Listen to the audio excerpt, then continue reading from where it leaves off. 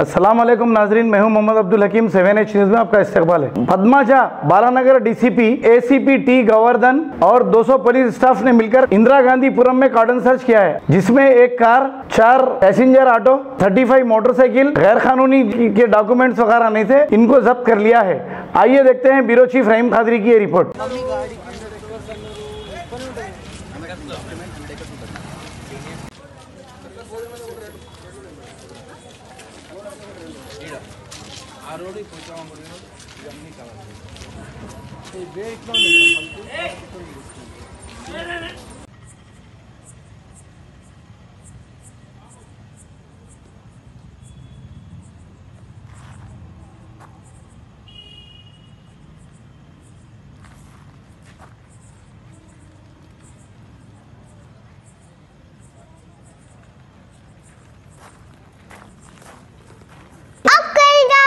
Update तो like कीजिए, share कीजिए, चर्चा करना ना भूले।